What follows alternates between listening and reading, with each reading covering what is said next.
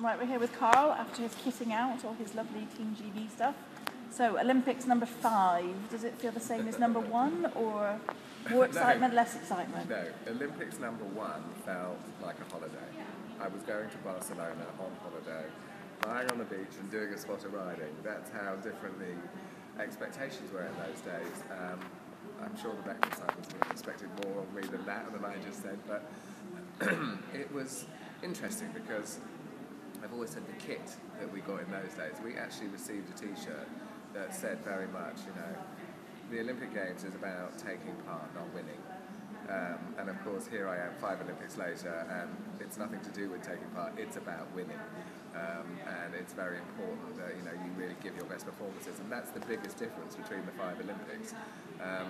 I am excited to go. I always count myself very fortunate that I get another go.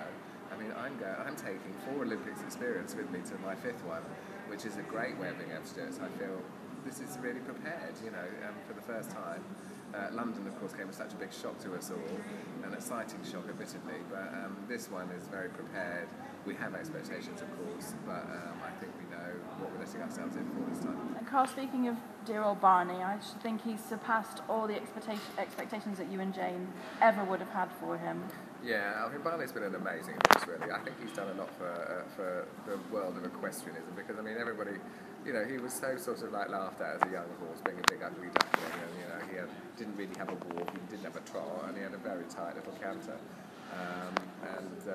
He's come a long way, and it's all because of his lovely brain. He loves to learn everything and try everything, but he does have a very timid personality, and I have to really coax him to be brave.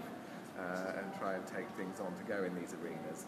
And of course it's a great story. Jane and I have had this horse since he was 1 year old. He was an ugly duckling that cost us, £500 each. And look at what he's turned into, this fantastic team horse, and here he is going to Rio. Yeah, we pinch ourselves quite regularly because it is a fairy tale. Having said that, he is the most wonderful horse to ride. I love riding him. Work ethic he's got the work ethic of a golf ethic. Perfect. Our first question comes from Gemma on Twitter, and Gemma would like to know what home comforts you'll be taking out to Rio with you. I'm taking my pillow, and that is very important because if I have my pillow with me, I look pretty tragic sometimes. Taking the pillow out of my bag when I'm at reception, checking into a hotel, I think I look like a traveller that sleeps rough. But I'll take my pillow. That's an important piece of kit for me. And Lara on Twitter would like to know how you cope with the pressure. I don't feel a lot of pressure. As I said, I'm lucky it's my 5th Olympics. I'm not really going with huge pressure. I'm going with great expectations. That's different. I'm excited about that. So, pressure, we just turn the tap and let it out well before I get there.